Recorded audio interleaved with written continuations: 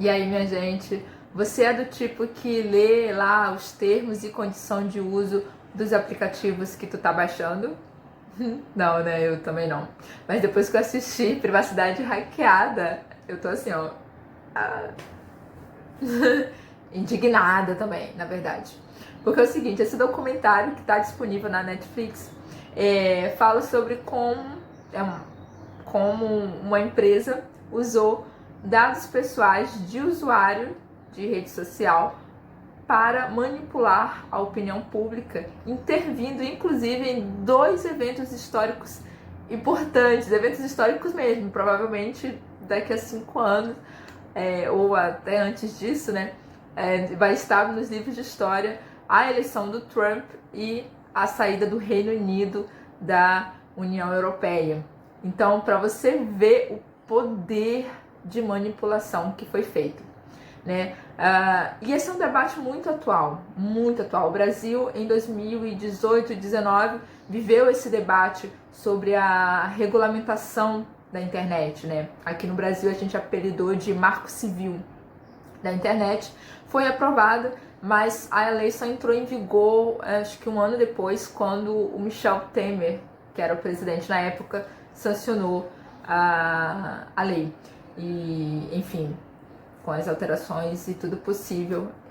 Mas assim, para você ver como o debate é complicado, ainda se estende até os dias de hoje, né? Porque agora a gente vive outro debate que também está inserido nessa proteção de dados do usuário, que é a questão do 5G, né?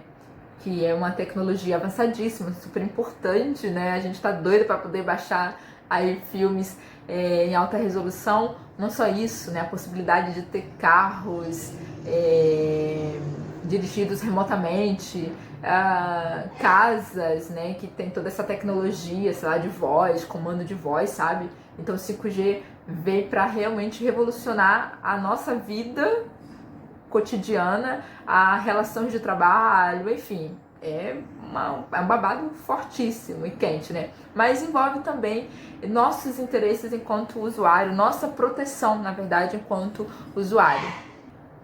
Porque a tecnologia 5G, ela será responsável por uma acumulação ainda maior de dados, assim, da história.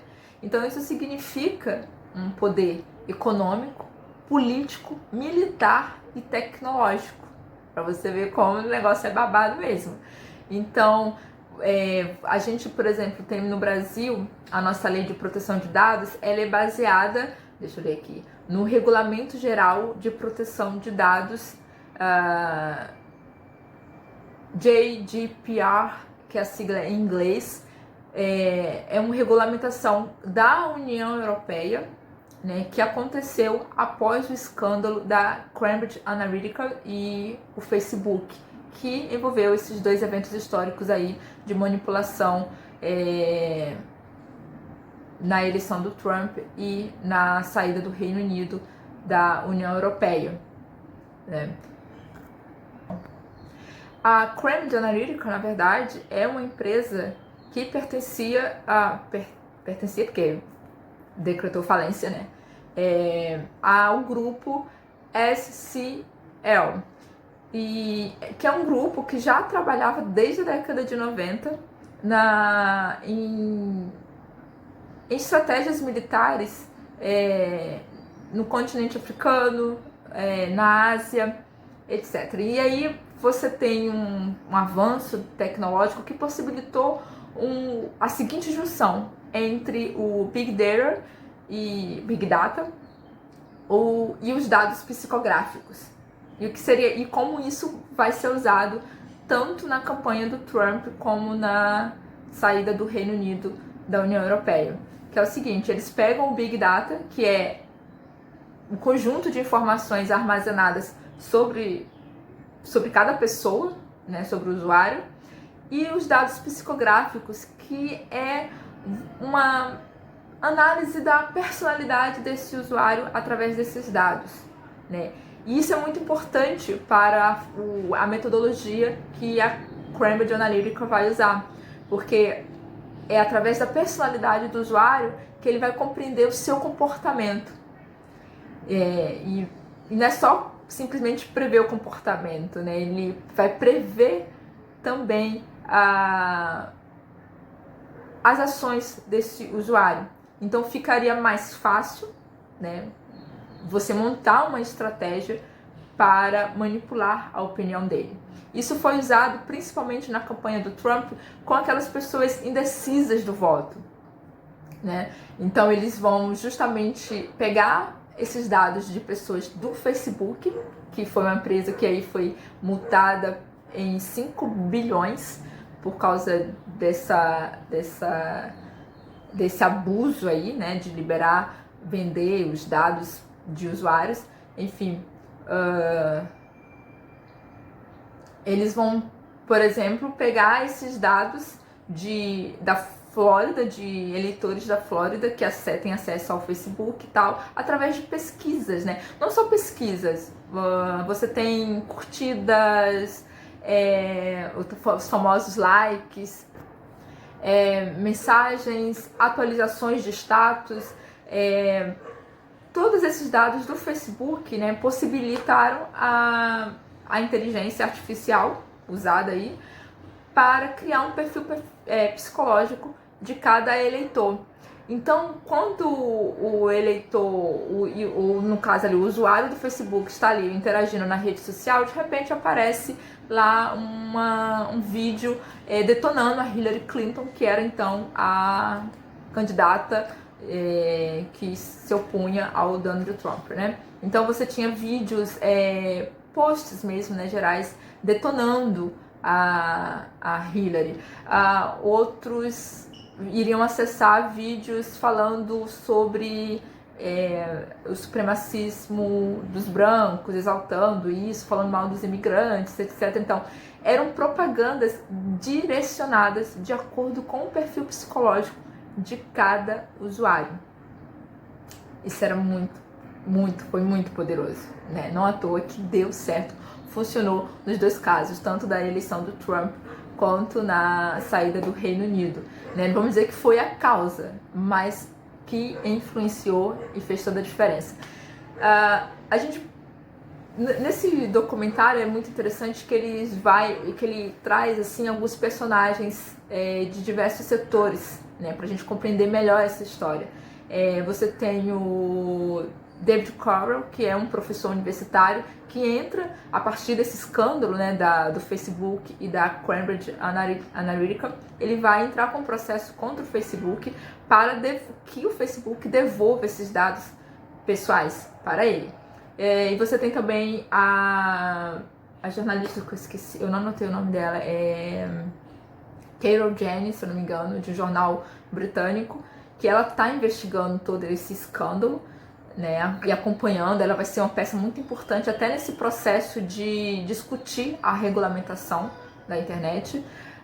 Você tem, não menos importante, mas muito fundamental, uma peça que fecha, né, que a gente contextualiza melhor essa história, a empresa e o modo como ela operava, que é a Brittany Kaiser, que era uma funcionária também muito importante, executiva da Cambridge Analytica, e ela sim revela os podres todos que aconteciam nesse processo, né, nessa operação, da metodologia da empresa. E o que é mais interessante na biografia da Brittany Kaiser é que ela trabalhou na campanha do Obama. E para quem não lembra, a campanha do Obama foi as pessoas sempre trazem em destaque justamente essa questão do uso da internet, né, como um meio de atingir um percentual muito maior de eleitores, né, de como a campanha foi feita, de forma mais, digamos assim, divertida, né, memes, artes gráficas, né, nós podemos, né, que tinha aquela arte gráfica colorida do Obama, enfim. E a eleição do Obama faz parte dessa primeira onda do uso da internet como espaço de propaganda política, né? Como um espaço, na verdade, não só de propaganda, mas de guerra política, de ação política. Junta-se à campanha do Obama o Podemos, na Espanha, e o Movimento 5 Estrelas, na Itália, né? Que são esses três países participando da política pela via digital. E aí a gente tem a segunda onda, que é justamente o que esse documentário Privacidade Hackeada vem trazendo pra gente, essa história de abuso, né? Que é a eleição do Trump e a saída do Reino Unido da União Europeia. E aí você tem esse tal do marketing, é um marketing emocional, né? Que não passa pela racionalidade, né? Ele vai a operação política desse marketing emocional passa pelo medo e pelo ódio, a criação do medo e do ódio, né? Então você tem aqueles vídeos bizarros, né? De extrema violência, discurso de ódio. E o método é a desinformação e a mentira, né? As famosas fake news, né? Que é disseminada pelos usuários. Aqui no Brasil a gente teve algo semelhante a isso, que é... mas não sei se é porque a gente já estava pela regulamentação, não sei, mas a campanha do Bolsonaro utilizou-se do WhatsApp, né? Não sei, eu esqueci no processo, mas acho que foram mais uns 400 mil robôs, né, que ficavam lá espalhando, Nova York espalhando a cama, fake news, não sei o número exato, tá? Mas seriam isso na casa dos 400 mil robôs que iam espalhando notícias falsas, né? Sei lá, mamadeira de piroca, comunismo no Brasil, coisas assim que causavam medo e alimentavam o discurso de violência e de ódio, proporcionando ser uma identificação com o candidato Jair Bolsonaro. Isso para um grupo, né? Para outro grupo, principalmente os evangélicos, você também tinha um outro discurso semelhante, de ódio, né, que mexia com valores morais, né? Então as pessoas passam a acreditar naquilo como uma verdade absoluta e aí acontece a manipulação política. O mundo virtual é uma zona de guerra política, sim, e esse documentário tá aí, mais uma vez, para ratificar essa compreensão que a gente tá ainda tendo, tá descobrindo, porque é um mundo super novo pra gente, né? Apesar da internet já tá aí com mais de décadas existindo, é um mundo novo pra gente. Tem muita informação nesse documentário, inclusive, que eu fiquei assim, uau, chocada, né? Por exemplo, a intervenção que essa empresa Cambridge Analytica vai ter na eleição em Trindade e Tobago, né? Ali foi justamente de uma forma diferente, né, a campanha que eles utilizaram. Diferente assim, porque foi um pouco parecida com os Estados Unidos, né? Eles vão nos eleitores que ainda estão indecisos. Só que em Trindade e Tobago, eles criaram, de fato, uma campanha de total apatia à política.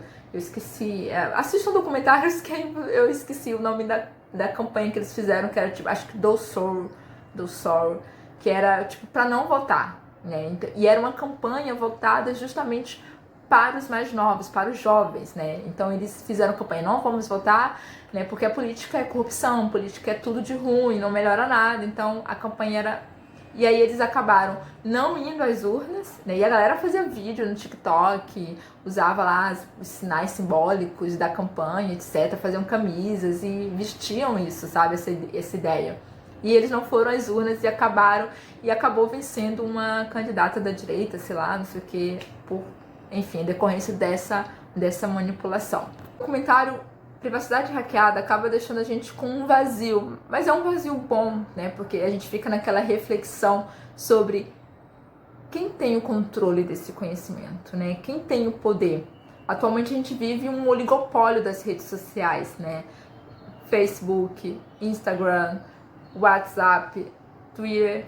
Então você tem uma exclusiva concentração de conhecimento e poder nesse grupo, que tem como consequências, né, vai acarretar também um poder econômico favorável a eles, é claro, e prejudiciais para a sociedade, né? Essa sociedade que vai ainda se perpetuar na desigualdade social e de conhecimento. E claro, isso pode, né, comprovadamente atrapalhar, né, prejudicar a democracia.